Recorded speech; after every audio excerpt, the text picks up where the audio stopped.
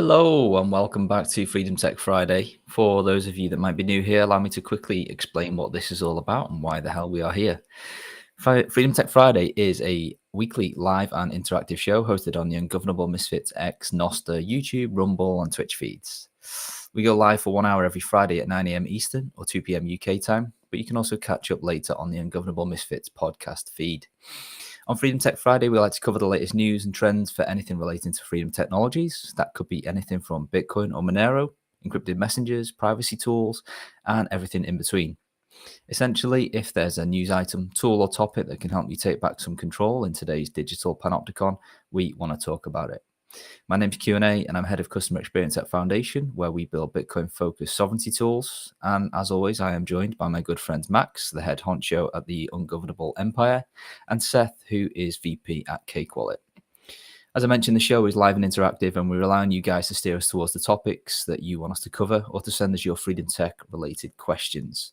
There's loads of ways in which you can get involved, all of which really help spread awareness for the show. These include commenting or asking questions in the live chat, submitting topics or questions before the show on X or Noster, boosting and sharing the show on Podcasting 2.0 apps, and sending your questions and tips via Bitcoin or Monero at xmrchat.com. Top support for our last show about digital minimalism comes from Unknown, who sent 6,666 sats and said that they are turning off notifications. So good to see they're heeding some of our advice and some of the stuff that we were talking about. Thank you for your support, Unknown, whoever you are. So without further ado, let's dive into the show. Max, Seth, we are back after a 1 week hiatus. How was your week off? Did you have a good Thanksgiving? I did. Yeah, I had a bunch of family in town, busy, up late, still recovering, very tired. And no coffee machine, by the sounds of it. Pure sadness. Yeah, espresso machine chose to die right after the family visited, so they abused it. We made so many lattes. It was too many, apparently. Funny you should mention that. One of my pals gave me his old coffee machine, and he's very much a coffee wanker that takes things very, very seriously. So he's like upgraded to a super duper mega machine, but even the one he just given me for free is like a big upgrade for me. It's like a proper barista style one. So I've spent the last 24, 48 hours trying to dial that in and get my espressos dialed in. I know, Max, you're probably sat there rolling your eyes because the last time we spoke, I was talking about going on a caffeine detox, but that's very much out the window now. Oh, I'm not rolling my eyes. I'm happy for you, mate. I'm living vicariously through you with your nice coffee, with all its caffeinated glory, while I sip on my decaf. Pathetic. How was your Thanksgiving, mate? Do they celebrate that in the North Pole? They don't really. No, I can't remember what I had. I can't remember that we did anything. I think I might take it up though, because I think it's quite cool. There's not much that the Americans do well, but I kind of like the idea of Thanksgiving. So I guess we can adopt it now we're not in the UK. We can just sort of bring it in. For sure. You can be thankful for escaping. We can be buddies in that. You may not be American, but you also hate England. So it's a win-win. We got Britain out of our lives in different ways at different times, but we're both grateful. Exactly. Yeah. What about you, Q? Anything to be grateful for in that dreary, miserable shithole of a country? Caffeine? Does that count? Can I be thankful for that? It does. It does. That's real freedom tech. Yeah, indeed. Before we dive into the show, guys, I'm just going to state the obvious here. There's a big fat QR code at the bottom of the screen that's going to stay there for the entire hour. I'm sure all of the listeners are well versed in what's happening with the Samurai guys and the way that's gone down with the sentencing for both guys. We are kind of left now with the only hope being a presidential pardon, essentially, to stop them spending the next 5 years of their lives behind bars. So if you could please spend 30 seconds of your life to just scan that QR code if you haven't done so already and just go and sign the petition. Every signature helps. Try and get this in front of Orange Man's nose, because it's literally the only hope we have left for a somewhat favourable outcome. So just a plea from me if you could do that. Can I add to that? Firstly, can you hear me, or is it very, very quiet still? You are a bit distant and a bit echoey. Just one sec. Is that any better? It sounds kind of like it's using like your laptop mic or something. Like it's changed. You just sound far away. I can hear you, so if we have to, we can roll with it. But okay, well, I can always try and change it. But what I want to say on this is, anyone listening and on the live stream now, if you want to go and order anything that's Free Samurai, whether it's a hat, a hoodie, or a t-shirt from Ungovernable Misfits, rather than doing our normal 50% going to Free Samurai, I will be giving 100% of it. So any orders that you can get through while this show is live, 100% will go to them. Think of it as a donation. The out is you must have signed the petition.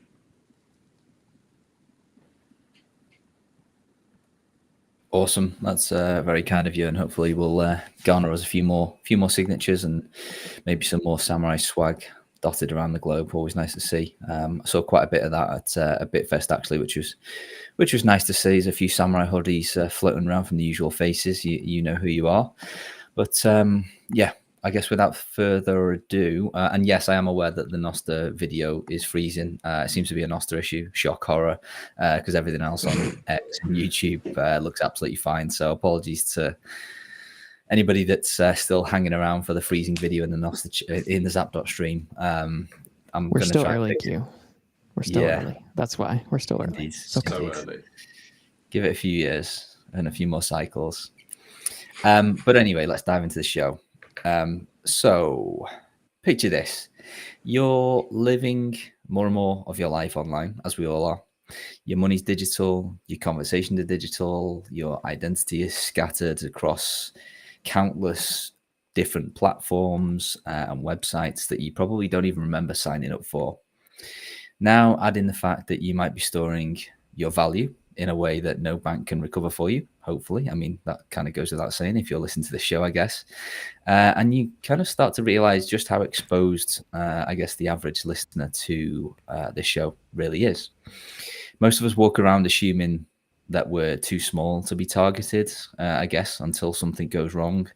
Could be a hacked email, a drained Bitcoin or Monero account, or an exchange account.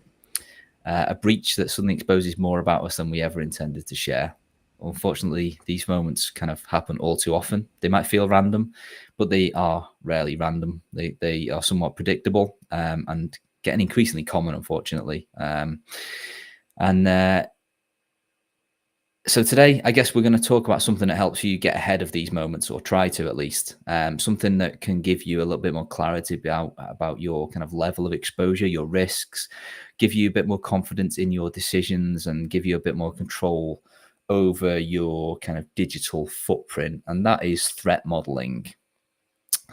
So I guess open question to the both of you. I'll let one of you jump in, but just give us the high level, guys. What is threat modeling?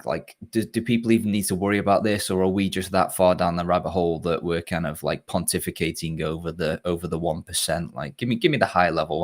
What is it, and why should people care? Should I give this one a go? Let's do it. Let's hear it, baby. I would say simply it's looking at your setup, who you are, everything about your life, and considering different ways that you could be attacked, and putting that very clearly maybe down on paper and thinking about how you can improve things if you can at all. I would say that is a basic idea on threat modeling.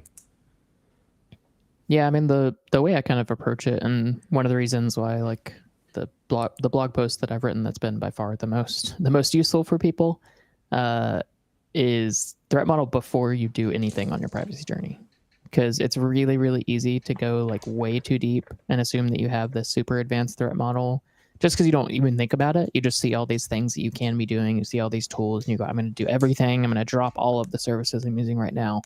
And sometimes that's okay, but a lot of times our natural instinct is to go too deep too quickly. And I think the biggest thing with threat modeling for me is normally, at least for people like me, it helps us to tone down how we approach the privacy journey to make it more reasonable and more fitting for what we actually need, and make sure that we can actually finish the privacy journey, like keep going down the privacy rabbit hole and not get burnt out by going too deep too quickly. Because when you actually step back and figure out what you're trying to protect, who you're trying to protect it from, and how far you're willing to go to protect it, it helps you to make practical, level-headed, wise steps towards improving your personal privacy and improving your freedom rather than going too far. Or if you're maybe not like me, you're the opposite of me, maybe going not far enough and not taking drastic enough steps to taking your privacy seriously and leaving gaps open. So it's really about slowing down, stepping back, figuring out what is important and what you actually need to do to protect that, instead of just assuming someone else's threat model, or assuming you have to be like that influencer on Twitter, or assuming you have to be like that podcaster, and not putting in protections that are actually useful for you and your family. Yeah. Sorry, mate. Go ahead, Max. Go ahead. I was just gonna add in, like we talk about on the brief, almost every single brief. It's generally the biggest threat to losing your stack is you, and trying to be too clever and trying to think about something that's not a standard. Basically, we talk about that all the time. So just wanted to add that in. Is like, when you think about threat modeling, it's not just everybody else.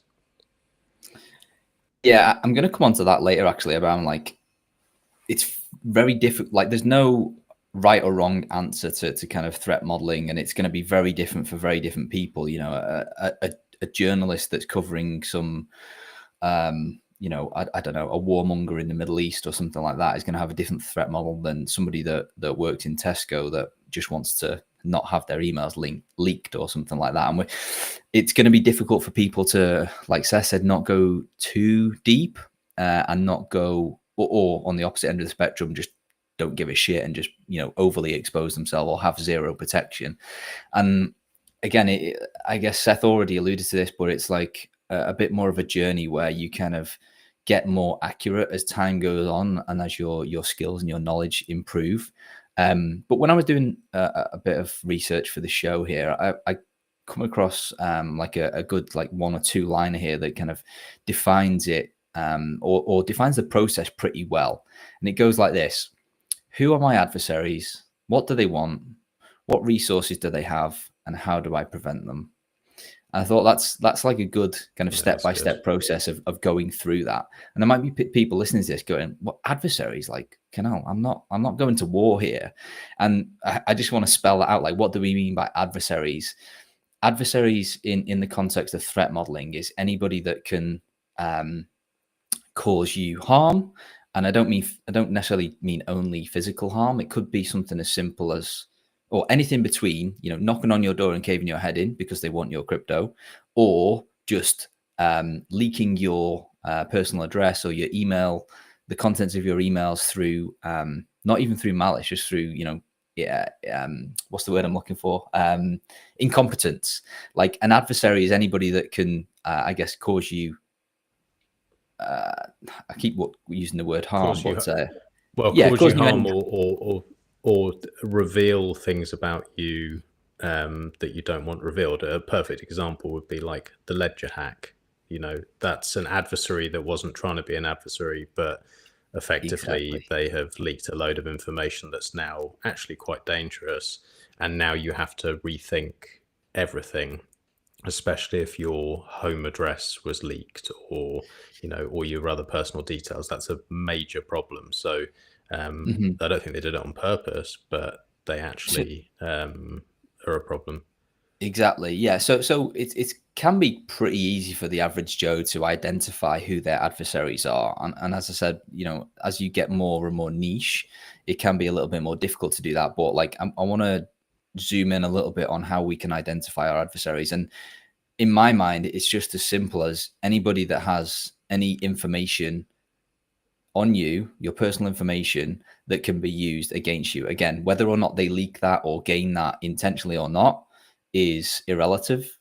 For strictly speaking, just kind of identifying that they are an adversary. So that's anywhere online that you order off because you are giving them your address, maybe your banking details, in-person trades where they see your face, they could follow you home. It's essentially I guess, correct me if I'm wrong here, guys, anybody that you have any form of relationship with or casual relationship with or a business relationship with, because the prerequisite for that is that you're sharing some form of information. It could just be what you look like, or it could be all of your personal information, like your home address, your Bitcoin addresses, all of that sort of stuff. So it's kind of like essentially anybody that you have any interaction with could be an adversary for you. Would you agree with that? Even people you don't have an interaction with, because if you start wearing a t-shirt that might reveal something about you, or you're driving a flash car, or have a wanky watch that's worth a lot of money or anything like that, you're revealing information about yourself to people who you're not even interacting with. People have eyes and ears. If you're down the pub, you're not directly speaking to somebody, but you're a loud mouth who's talking about things you shouldn't. Again, you're revealing things to people you don't know. So your threat, anyone can be a threat, even if you're not interacting. Yeah, I think it's a good call out that, like, sometimes you can know exactly who your adversaries are, but a lot of the time it's more about limiting who your adversaries are rather than focusing on the ones that you do have. So like that maybe is a little confusing sounding at first, but just like you said, Max, like being conscious of not showing your wealth publicly is like something that hopefully those of us in the crypto space are very familiar with. Like this thing of like, don't talk about how much Bitcoin you own is a pretty normal thing. And that is threat modeling. Like I think a lot of people don't kind of realize how general this term really is, but that is part of threat modeling. Is you're realizing, if I show the world how much Bitcoin I have on Twitter, guess what? You get a lot more adversaries. Because if you're constantly talking about, hey, I have 100 Bitcoin or something, you're going to have a lot of adversaries you wouldn't have had otherwise, because you're just putting it out there how much money you have. So a lot of that is like limiting that attack surface by not revealing as much about yourself to the world. And that's a lot of times where the privacy side of threat modeling comes in.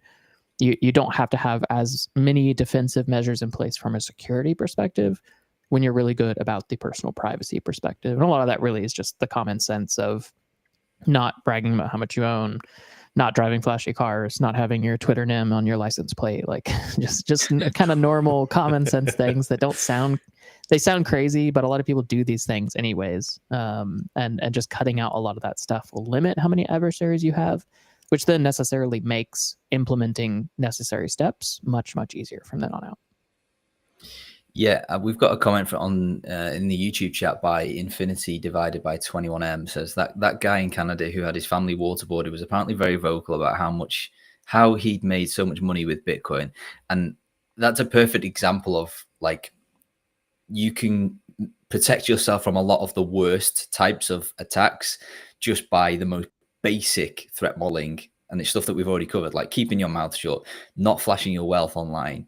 That is going to kind of protect you against most of the most common or the most kind of public attacks that we hear about. Unfortunately, I guess, correct me if I'm wrong here, guys, but like every single week, multiple times a week, where people are quite literally being attacked in their own homes or in the street because they are known to be wealthy individuals, mainly in the Bitcoin and crypto industry, because of the way of how crypto works, I guess, is that, the criminals know that all they need to do is either compromise the person and get their private keys, or compromise the person and get access to their exchange account. So like, we're going to kind of, I guess, pontificate around like different ways of like hide my email and things like that. But like, for most of these attacks, you just don't need to like worry about all of the technical stuff like that. It's just a case of keeping yourself to yourself. And I think I said this on the brief, but like keeping your mouth shut is a superpower and can literally protect you from all of the worst stuff here.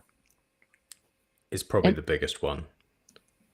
Yeah, it definitely is absolutely vital. And I was just scrolling Jameson Lopp's Twitter feed, because he's the kind of the king of finding these news stories about when these things happen. And the vast majority of them are actually family members of people. Well, not maybe the vast majority, but many of them are family members of people who are bragging about having a lot of money, or who are like well-known entities in the space, like the Ledger CEO, others like that. So it is also like, proper threat modeling is not just about protecting you, and not even necessarily just protecting your immediate family, but it can even be protecting extended family. If you're a public individual that people know have a lot of crypto, or know runs a large crypto company or something, putting these practices into place, doing proper threat modeling, also helps your loved ones, which is another important piece. It's not just about you as well. Yeah, absolutely. So we kind of all come to an agreement that anybody could be your adversary, essentially. Like there are obviously some worse adversaries that you, I guess, in these kind of personal attacks, is that you don't necessarily know who they are until they quite literally punch you in the face sometimes. But I guess that's when we step back and think, well, how did that person become an adversary in the first place? In the examples we've just been talking about, it's because people have been speaking too loudly and being flashing too much of their wealth. Might seem very obvious, but like, I guess it pays to state the obvious, essentially. But moving further down that practical definition I gave earlier, where it was who are my adversaries was the first thing, and the next thing is going to be what do they want. I think identifying what they want is important. And again, it might seem very obvious, but like generally speaking, it's going to be your information, and generally speaking, that will then lead them because they want something that you have. Again, namely a car, a house, some crypto, some Bitcoin. Generally speaking, that it's going to be financially motivated, your adversary, especially if they're a malicious type of adversary and not necessarily like the ledger scenario that you gave earlier, Max. So I think, what do you think about like identifying what your adversaries want? Have I missed anything obvious there, or is it generally always going to be financially driven, do you think? I mean, I think the one thing I would add is that it's not always like straight up money. Like, I think one of the core adversaries that just applies to literally all of us is people who just want information about who we are, what we do, and what we like, which is the kind of the data brokers, the advertisers, the social media companies, ones where we're not at risk directly of like loss, even if we are losing kind of control of our data. So we're losing privacy. You don't feel that loss as immediately, but those entities are adversaries because they're going after the core of who you are, which is, I would argue, far more important than your money, because if you can keep your identity and your activity private, the money that you have becomes much, much easier to protect. I mean, almost all of these, like the crypto ransoms and kidnappings, those kinds of things, they're happening because people know exactly who those people are. And if they know who they are, they also likely are able to quite easily figure out where they live, where family members live, who they're related to. And everything like really quickly unravels at that point. So even just viewing like these data brokers, these people who want to kind of hoover up all of our data, collate it and collect it as a key adversary, even if they don't have, they're not directly stealing your money, but they are monetizing your data. So they are, again, it is still a financial incentive at the end of the day, but they're there to monetize your data. That can have knock-on effects on other things like your crypto, like your fiat, like your family member safety, that sort of thing. So I think those are really important too, and if they're not directly after your money.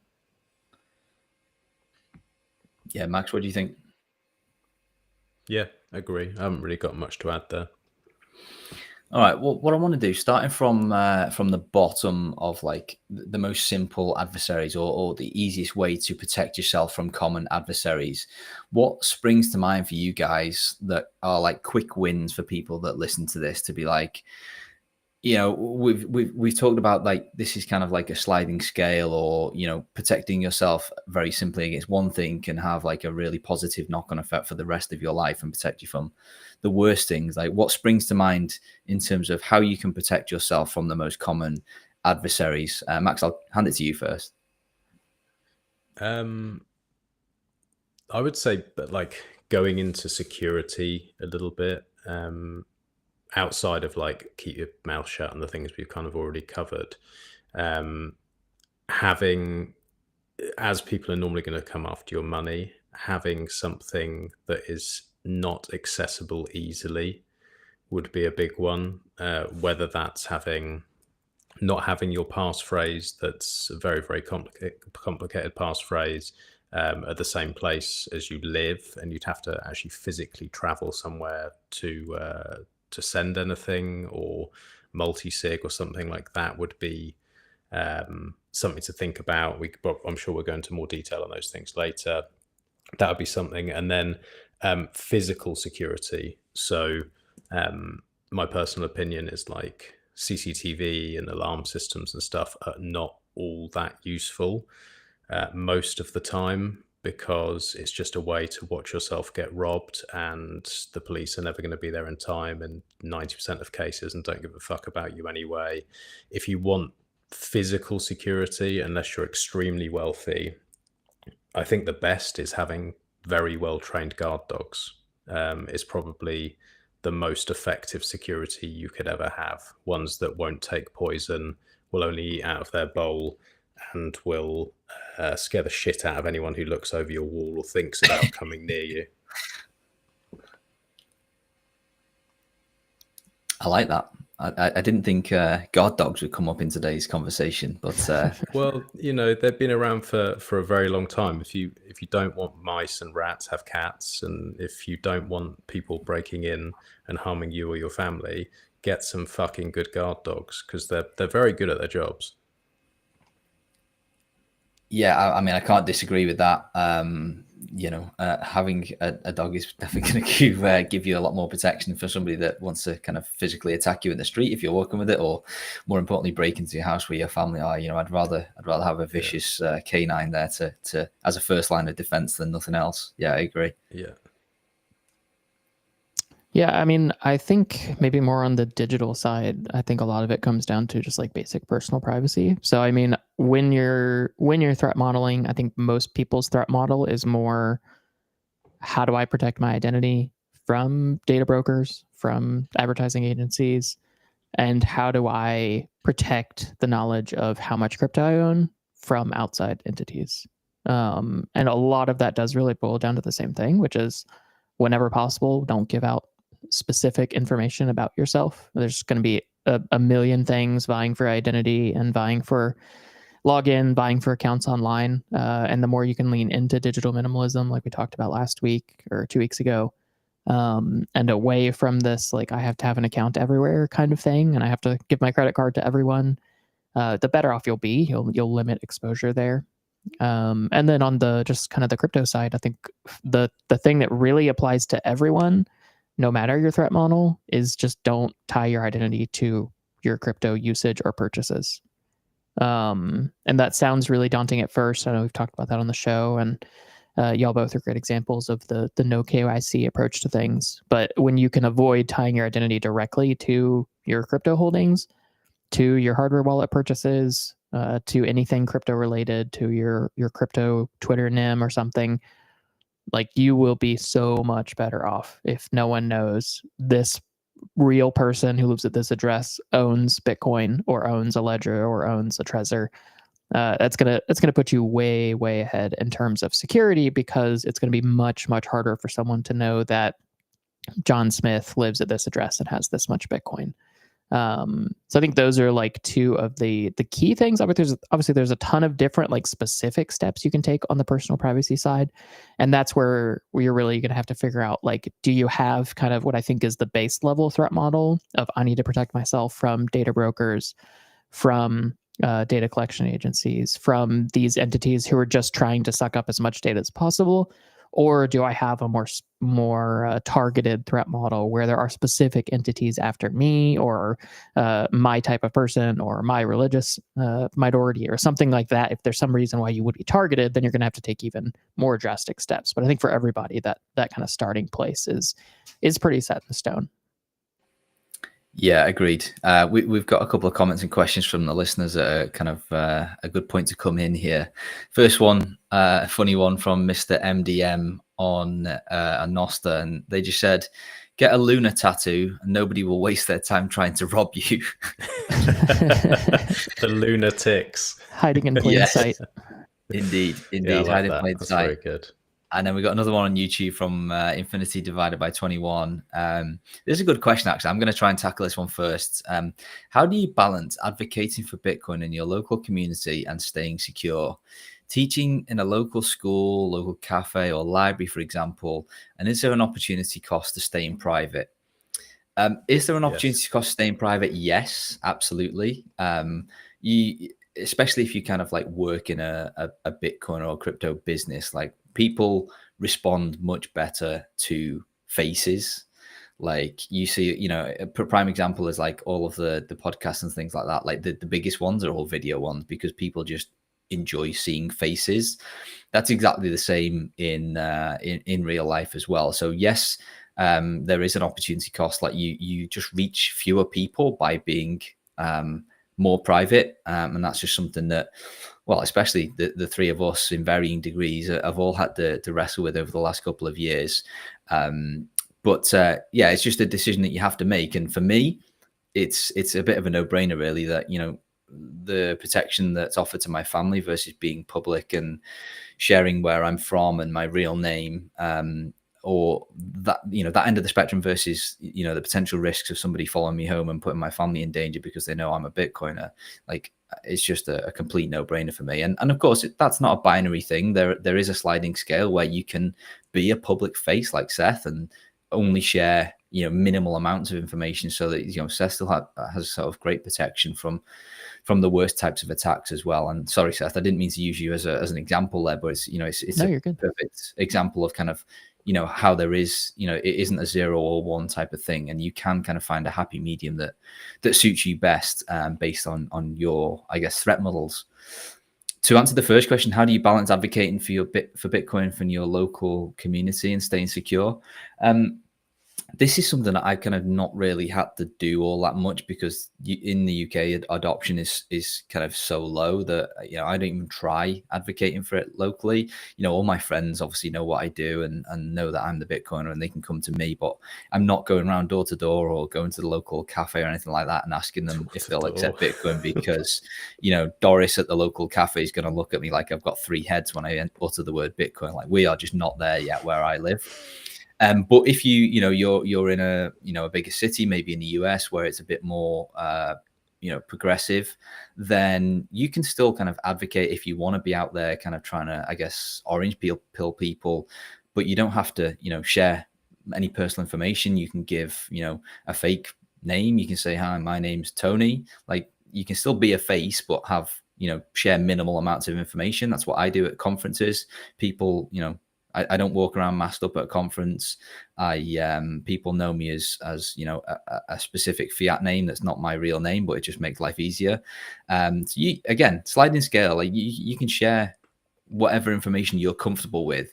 The tricky part is if you want to remain a NIM, knowing what information you've shared and with whom, because you can quickly twist yourself into a web of you know, different amounts of information that I've shared with different people. And obviously you can't be 100% confident that people don't talk when you're not around as well. So you have to be, I guess, start every interaction from a very guarded state. And yes, that is going to limit maybe your kind of level of outreach.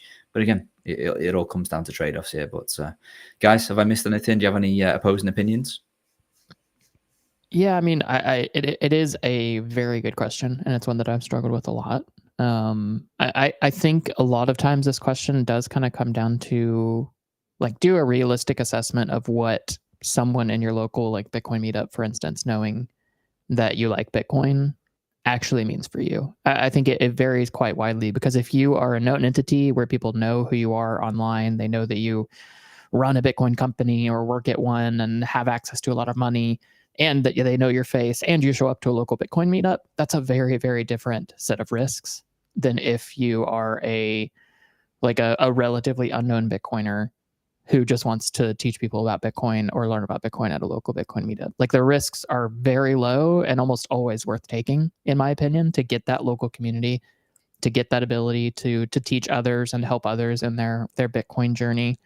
If you're not a known entity, and like, even if you were let's say you're a huge NIM on Bitcoin Twitter or something, but you haven't revealed your face, your real name or anything to people, you could go to your local Bitcoin meetup and just be a Bitcoin guy. Like, yeah, you'd probably know more than most people there if you are actually, like, deep in the Bitcoin space or something. So it may be hard to kind of hide that you're not a very knowledgeable Bitcoiner, but you wouldn't have any direct tie between someone seeing your face or hearing whatever name you give them and your Twitter NIM. But I think that oftentimes, and I have struggled with this specifically, we let kind of the paranoia of no one can know that I like Bitcoin actually harm the impact that we can have on the space unnecessarily. And again, threat modeling, it's very personal. You need to decide what risks you're willing to take. But I think for the vast majority of people, it is well worth having or building the local community that can help you, that can grow awareness of Bitcoin, where you can help answer people's questions and help them with threat modeling, help them with taking privacy seriously, help them with self-custody. That is almost always well worth the cost, unless you're in a very specific situation. Like if you're, we talked about Jameson Lopp, and he's a security like guru in the space. If you're Jameson Lopp, you're probably not walking into your local Bitcoin meetup wherever you live and telling people where you live and letting them know, okay, well, he lives here in the city, clearly, so I'm going to tail him back home or something like that. You're going to have a very different approach than if you're Joe Schmo on Twitter and no one knows your face. If you walk into a room, you're okay. You're going to be okay, and it's going to be much easier for you to fly under the radar than he would. And that's where it does come down to personal threat modeling, and why threat modeling is so important, because you can go too far and assume you have too advanced a threat model and cut yourself off from everyone around you and really actually harm yourself. Or you could go under and be like, well, no one's going to care about me. And then you show up and people realize, oh, this guy has talked about trading Bitcoin for 10 years on Twitter. He probably has a lot of Bitcoin. So it's going to be up to you, but make sure you threat model accurately so you can get the most out of the opportunities you have available to you.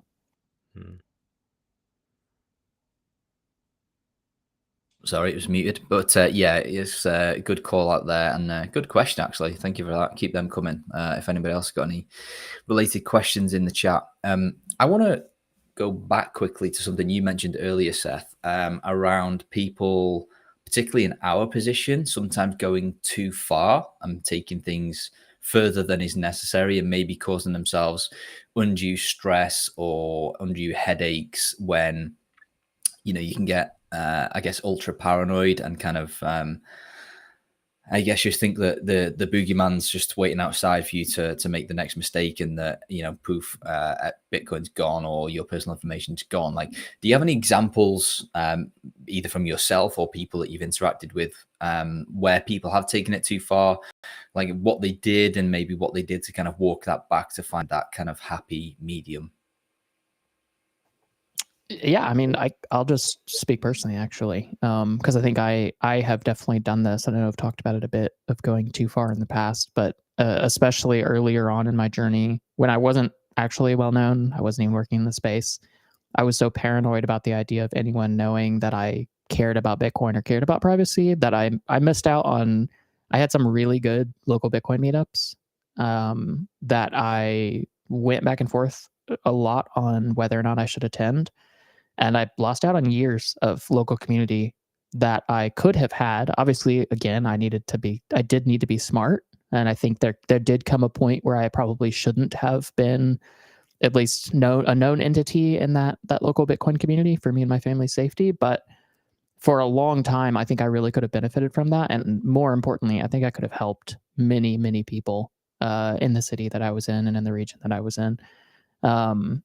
And I think that really came from me initially when I first got started in this space, going way too deep and assuming that like everyone was out to get me, and that if anyone knew anything about me, or even that I touched Bitcoin, that I would be doomed. And it ended up hurting me a lot. And I think honestly, it really slowed down my Bitcoin journey, slowed down the reach that I could have had and the impact I could have had in people around me, and probably cost a lot of people their chance to learn more about self-custody or privacy, etc. So I think, I think I am an example of that, of kind of regretting that. And I really do regret the lost time that I could have had there. So I think that is one example. I mean, the other one, and the just more general one, is I've talked to a lot of people online who have kind of started this journey, done way too advanced of a threat model, and then just bailed and just not wanted to worry about it anymore, because they try to go too deep. They try to do Tor for everything. They try to cancel all of their services. They don't shop online anymore. Like, they go a little too deep for their pretty normal threat model, and just get burnt out. But yeah, I think on the concrete example, I think mine is one, and kind of ties back to Infinity's question earlier of like that risk versus reward, having to do that for yourself. And I think I was too paranoid in my assessment of my own threat model, and missed out on a lot of really, really good things there. What about you, Max, as somebody who's arguably, I guess, less of a public figure than Seth is. Like, do you have any similar stories, but that you've kind of, I guess, gone too far and walked it back for whatever reason? Yeah, I mean, I've not really done hardly any meetups. There's probably, outside of you, there's probably only a handful of people who actually know what I look like, or like have actually met me in person. And for that, there are some regrets, because I have definitely missed out on a lot of interactions and experiences that I wish I'd done, actually. And I definitely went too far with my security setup and threat modeling in the early days. A lot of it I've had to walk back, because on reflection, especially after having children, I was like, oh, if I die, no one's getting anything, because this is so complicated now. I'm thinking about threats that probably don't really exist, and it's so complex that even I'm struggling to keep track of what I'm doing, and there's no chance my family are going to get anything, which is the whole point in having any sort of money anyway. So to make sure that they're okay. So I think that's been a big one, going way too deep on and past what I was probably capable of doing technically as well. As everyone knows, I'm nowhere near as technical as you or Seth, and just worrying at night, stress that didn't need to be there for years and years, just worrying like, oh, have I done that wrong? Oh, what if this doesn't work? Did that backup work? And that is quite draining. It stops you from doing other things. So they're probably my main two. Yeah, I think a lot of what you guys have just said kind of resonates with me. I've definitely done very similar things with like overcomplicated Bitcoin backups, or trying to run Linux operating systems that are way above my pay grade because somebody on the internet that I respected said it was a good idea. Like, it might have been a good idea for them, but for me, it just caused me, untold amounts of headaches for not a lot of gain. I want to switch gears and talk about some of the different attack vectors that we haven't talked about, because we've kind of gone both ends of the spectrum here. Like, we've touched on the fact of, you can use hide my email to stop a service from seeing your email address or your personal your location. Or we've gone right to the other end of the spectrum where somebody knocks on your front door because they know that you're a Bitcoiner. But what about the middle ground? What about stuff like phishing attacks or social engineering or exchange account breaches and things like that? Like, aside from the fact that we want to limit the information that people have about us, like, how can people kind of think about protecting themselves against like phishing attacks, social engineering attacks, or maybe malware and compromised devices? Like, should people be worrying about that? Where does that sit in terms of the hierarchy of what we've spoken about here? And do you have any kind of insights on that one? That's a Seth question. I figured I'd give Max a chance. No, I know my limits. Yeah, I mean, it's definitely something for everyone to be concerned with. But the lengths that you go to will depend. But I think this is another area where just like good common sense goes a really long ways. And making sure that you tread carefully whenever something seems urgent online. I think the place where most people get wrecked in terms of phishing specifically is that spear phishing, like people who have some information about you or about an email address that you've used online. Like, for instance, an email address you used for Trezor, they had an email leak, and those email addresses got used for a spear phishing attack that was very, very well done.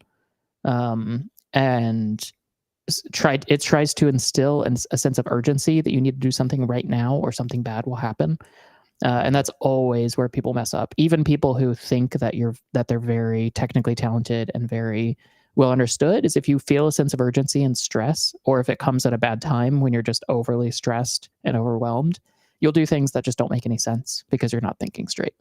And sometimes that's just like put in measures to slow yourself down. Like maybe a lot of the phishing attempts are things that just, they try to trick you into entering your seed. And I know it sounds like, dude, I would never enter my seed phrase online. Like I'm not an idiot, but at the wrong time with the wrong wording in an email and the right sense of urgency, you'd be surprised what you'll do in a brain fog, or when you have a newborn that's wailing, or like there are a lot of different things that could happen here. And maybe just putting your seed phrase somewhere that's harder to get to, that requires some time to access it, or making things just a little bit more difficult for you to accidentally fall into one of these traps is important. But honestly, like a lot of this boils down to the same basic privacy principles. Like if you're using email aliases for everything, rather than giving out the same email address to every service that you use, you have a lot better protections against phishing, especially if you do the thing that I haven't been good enough about, but need to do more. And I would love to see like Proton and Simple Login and Addy, I think is their new name. They used to be a not Addy, but I think they rebranded recently. It would be cool if they would have like an auto disable after a week thing, because I think a lot of the email addresses we give out, we only need for like verifying an account immediately, or we only need for this one order that once we get the tracking information, we don't need any more emails from that. And you can just disable a lot of those email aliases once you get what you need out of it. And then if that email alias gets leaked and someone tries to spearfish you, guess what? You never even get the email. You're not at risk at all. And that would have been like I was affected by the Trezor email hack. Thankfully, I hadn't actually bought a Trezor from them, so no personal details were there. But I was on their newsletter, and I got the spear phishing, but I should have just disabled the alias. I didn't even need their emails anyways. Like it was one of those things where like I could have done a better job with that. And I think a lot of people, you can really protect yourself well by saying like, I'm going to use this email alias. I'll disable it right after I sign up and verify my email. And then if I need an email in the future, guess what? You just enable the alias, get the email, the verification, whatever, and then disable the alias again. You don't need to do anything fancy, but that can be a great protection as well. And really be helpful. What about, as you're saying that, I'm just thinking for people who maybe haven't been as careful as they could have been, maybe they know that they've been in these leaks, whether it's phone numbers, emails, addresses, whatever information it is that's out there. Can you think of like the most simple way for them to move forward from that? If they're listening to this and they're just going, yeah, there's more information out there than there should be. Like what would be the steps that you would take without causing major drama? Like, you know, if they need their phone for a million different verification things and they've still got the same number, or they've still got the old email because whatever, again, like verification, or people have that email and they need to contact them, how do they swap? Like what would you do?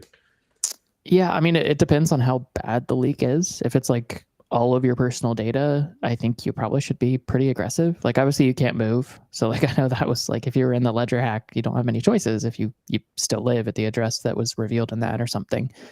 But honestly, like I would go through the trouble of changing my phone number after something like that. I know it's a pain in the ass. But that's also a good reason to be using like TOTP, the time-based two-factor, instead of phone verification where you can. And thankfully nowadays, almost everything can do verification via TOTP. Not everything. I know there's some things that you still have to have your phone for, but I think that would be worth changing. Same if you have a decade-old Gmail or something that you've been using, start fresh, get a Proton address, start using their aliases.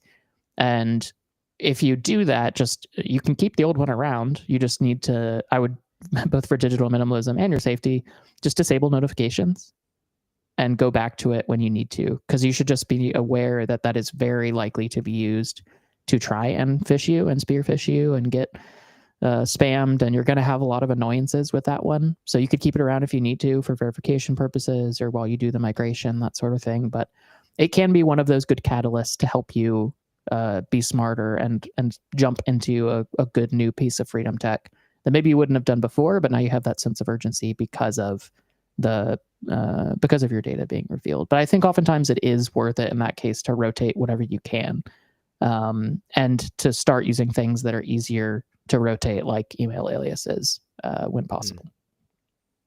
Q, any other tips on that?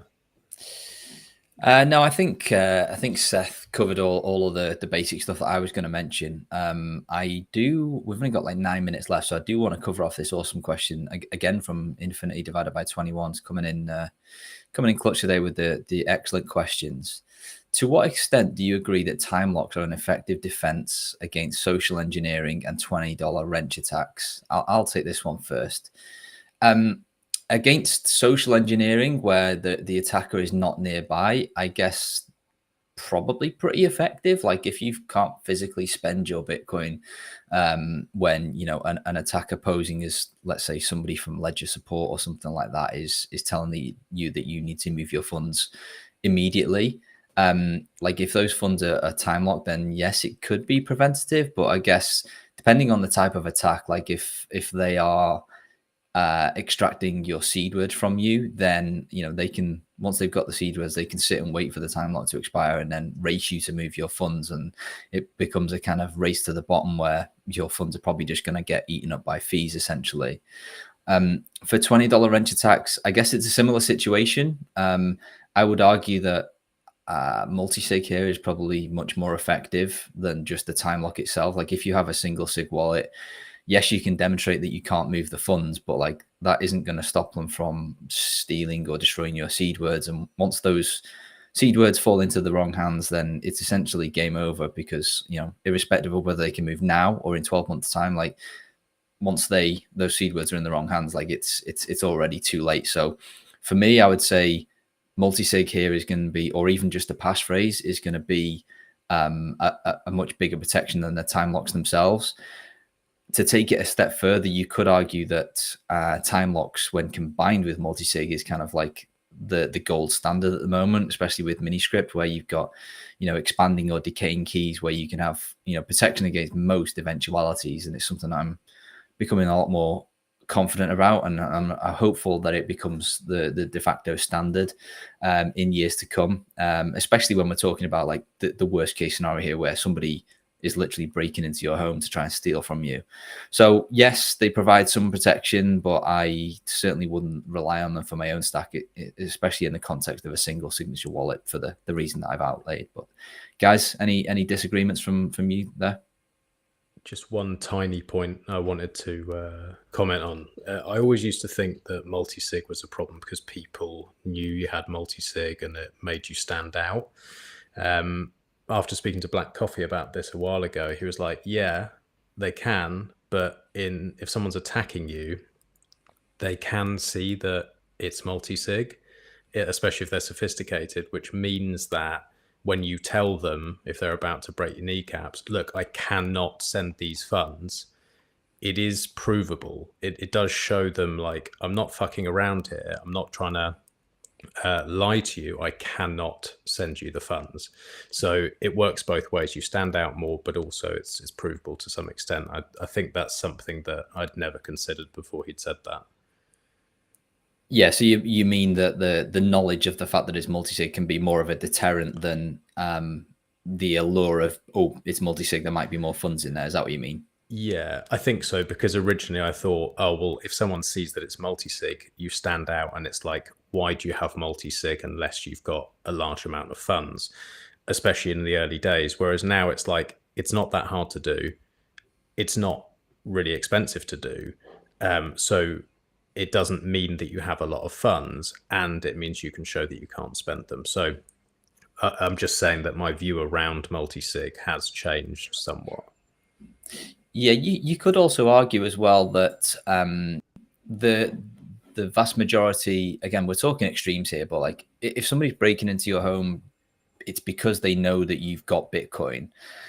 The likelihood of them knowing that because they know your address is unlikely. I would say the more common thing is that you haven't kept your mouth shut, or you're a very public Bitcoiner. Like, they're not coming in going, I've seen your addresses, I can see it's a multi-sig, give me your money. It's more of a case of, I know you're a public Bitcoiner, you're probably wealthy, I'm going to break into your house. So the fact of whether or not they know you've got multi-sig up front is probably unlikely, in my opinion. Seth, any hot takes on this one? No, I think just the reminder that you probably don't have that threat model. So my single sig is good enough for most people thing stands. But if you do need multi-sig, I think that is a good call out, Max. I think the only thing that I just kind of always have in the back of my mind is like, are they just going to leave if they realize you can't spend the funds? I'm always kind of like, when I kind of game plan out what would happen in that scenario, I'm always curious. Like, I don't know if that's a good thing or a bad thing that you can't spend funds at that point. Because like if my life or my loved one's life was on the line, I'd rather just send the Bitcoin. Yeah, maybe that's just me. You can't. It's provable that you can't. Whereas, oh well, I can't send it because the majority of funds are behind a passphrase, and I don't have that on site. They're like, well, I don't know if that's true. I'm going to hurt you some more until I can make my mind up on this. Whereas the multi-sig thing is more provable. That's my point. And also, if someone has taken the time to break into your home, if you did actually have a large amount of Bitcoin, most people haven't actually sold all their chairs, and most people who actually have some wealth do have other valuable things inside their home. Yeah, it's true. That are not Bitcoin. And for the average attacker, if they're breaking in and you're saying, look, I can prove to you I can't send it to you, but have my watch, have my car, have my whatever, I've got some cash, I've got some jewelry, I've got a wedding ring, whatever. It's like they're not leaving empty-handed, and there is a limited amount of time where they can be in the house without having a major problem. And you avoid most of this stuff in most cases if we go back to my first point, which is like have good physical security as well. Like, for example, I wouldn't want to be going anywhere near Jameson Lopp's house because he has many, many guns, and I'm sure he's thought this thing through. Unless you're very sophisticated, you're probably going to come off worse. And so, the physical security should be something that you think about. So you're saying give them the chairs? Is my take. Give them the chairs. Okay. Have the dogs, and if they get past the dogs, give them the chairs. And the steak in the freezer.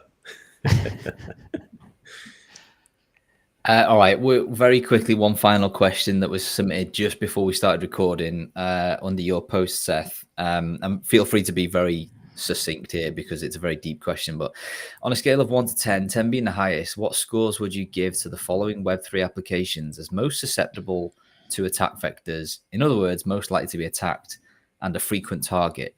Mobile wallets, dApp front ends, dApp back ends, back-end blockchain nodes, DEX swap providers, DEX pools, and DEX lending and borrowing. Again, feel free to be succinct.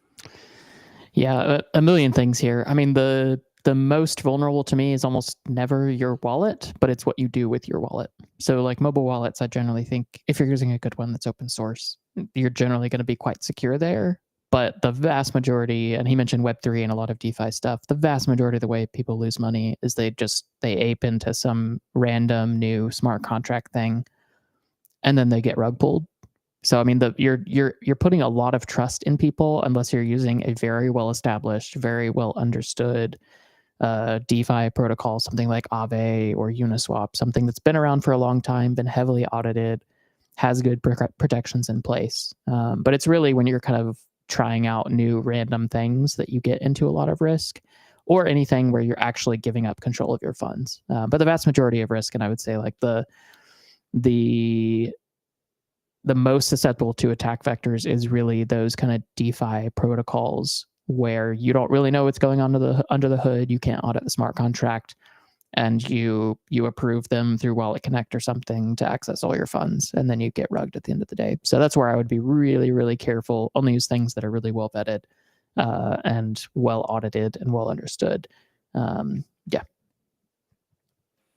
That was succinct. Thank you very much. All right, guys, that brings us to time already. Thank you for those of you that hopped into the live chat. We had some great questions there, especially from Infinity divided by 21. Thanks for getting involved in the show. Apologies again for the Noster mishap. Looks like Zap.stream is completely offline at the moment, so we know where the problem lies. Quick reminder, please scan the QR code on screen and spend 30 seconds of your time filling out the petition to try and get the Samurai developers a pardon. When this is released on the podcast feed, the link will undoubtedly be in the show notes as well if you're listening to this on audio.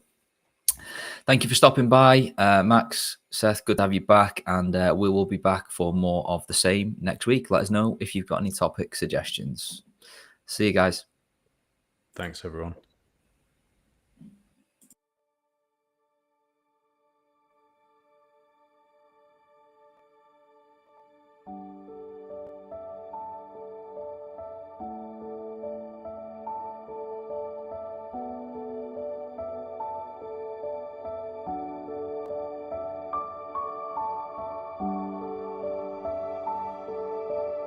Thank you for listening to Freedom Tech Friday.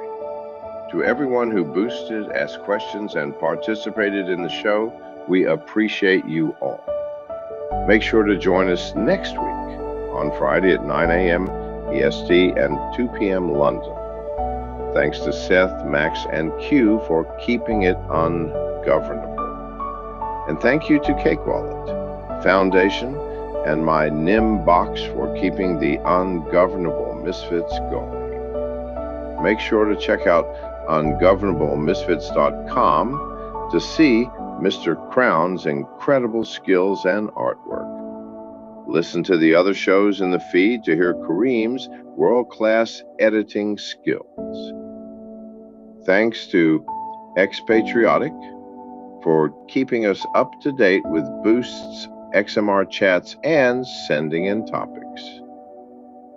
John, great name and great guy, never change and never stop keeping us up to date with mining news or continuing to grow the mesh to Dell. Finally, a big thanks to the unsung hero, our Canadian overlord, Jordan, for trying to keep the ungovernable in check and for the endless work he puts in behind the scenes. We love you all. Stay ungovernable.